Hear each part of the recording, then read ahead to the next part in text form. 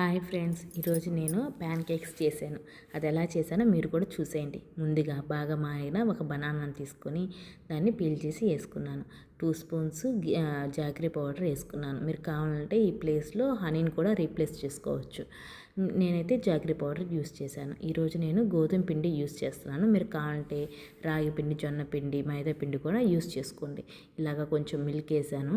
దాని తర్వాత vanilla essence, తర్వాత బేకింగ్ పౌడరు, కొంచెం బేకింగ్ సోడా వేసాను. మిల్క్ పోసుకుంటూ అడ్జస్ట్ చేసుకుంటూ మిక్సీ పెట్టాను.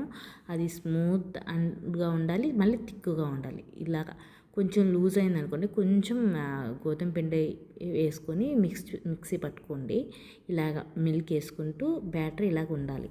అలాగ ఉంచుకొని ప్యాన్ పెట్టుకొని హీట్ అయిన తర్వాత కొంచెం నెయ్యి వేసుకొని హీట్ అయిన తర్వాత మనం చేసి పెట్టుకున్నాం కదా, ఇది బ్యాటరు అది వేసుకున్నాను. జస్ట్ ఒక గంట తీసుకొని వేసాను అంతే, దాన్ని ఏమో టచ్ చేయలేదు.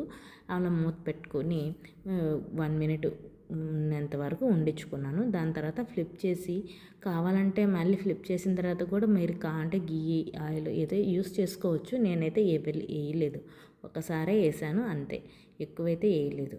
ఇలాగ ఫ్లిప్ చేసిన తర్వాత దాని తర్వాత మళ్ళీ మూత పెట్టుకొని 1 మినిట్ ఉంచుకోవాలి. ఉంచుకున్న తర్వాత మీరు తీసే ముందు ఒక్కసారి చెక్ చేయండి ఫోర్క్తో, ఉడికిందో లేదో అనేది తెలిసిపోద్ది. ఉడికిపోతే తీసేసుకోవటమే అంతే. ఎంతో టేస్టీగా ఉండే ప్యాన్ కేక్స్ రెడీ అయిపోతాయి. మీకు మీ పిల్లలు అయితే చాలా ఇష్టంగా తింటారు. పిల్లలకు మాత్రం ఇచ్చేటప్పుడు కొంచెం హనీ కూడా వేసేయండి, చాలా ఇష్టంగా తింటారు. హనీ కూడా హెల్త్కి చాలా మంచిది. అంతే అండి, ప్యాన్ కేక్స్ రెడీ అయిపోయాయి. ఎంత టేస్టీగా ఉండే ప్యాన్ కేక్స్ మీకు నచ్చుతాయని అనుకుంటున్నాను.